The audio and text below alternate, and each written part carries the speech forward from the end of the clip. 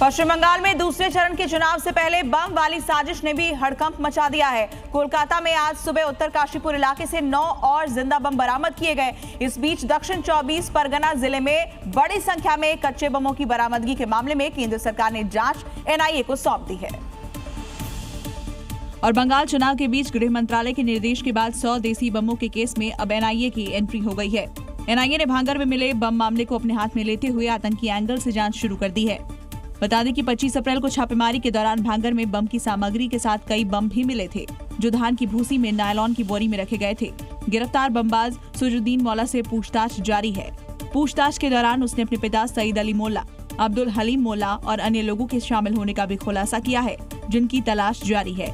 जांच में सामने आया कि मोल्ला ऑर्डर पर बम बनाता था और मार्च में बम बनाने के दौरान विस्फोट से एक की मौत जबकि 3 लोग घायल हुए थे। इस बीच दूसरे चरण के चुनाव के कुछ घंटों पहले आज सुबह कोलकाता के काशीपुर इलाके से 9 और बम पकड़े जाने से हड़कंप मच गया। चुनाव के दूसरे चरण से ठीक पहले कोलकाता पुलिस ने आज सुबह उत्तर काशीपुर इलाके में 9 और बम पकड़े।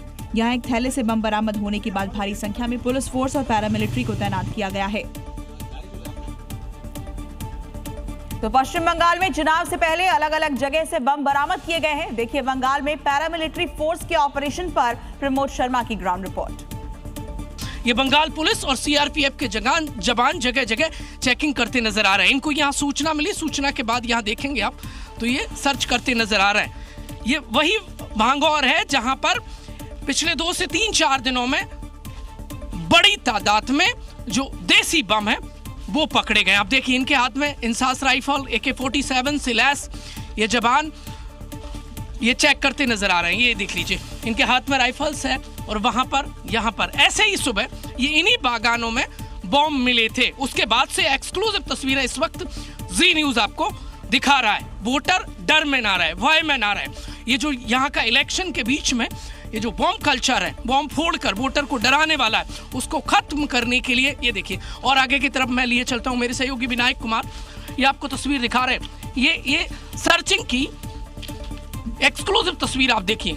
ये सीआरपीएफ के जवान एक एक बैग थैले को चेक करते नजर आ रहे हैं कि इनमें कहीं छुपाकर कोई बम तो नहीं रखा गया जो इलेक्शन को प्रभावित तो नहीं कर देगा, क्योंकि लगातार बम की बरामदगी हो रही है। ये देख लीजिए यहाँ एक घर में ये बोरी में देख लीजिए ये जवान सीआरपीएफ के ये बोरी गिराकर चेक करते। और आगे बढ़ते हैं, उत्तर प्रदेश में अपराधियों के खिलाफ सख्त कार्रवाई लगातार जारी है। मुख्यमंत्री योगी आदित्यनाथ की जीरो टॉलरेंस नीति के तहत यूपी पुलिस अपराधियों पर कड़ा शिकंजा कस रही है। साफ संदेश है, अगर यूपी में अपराध करोगे तो सीधे यमराज का टिकट कटेगा।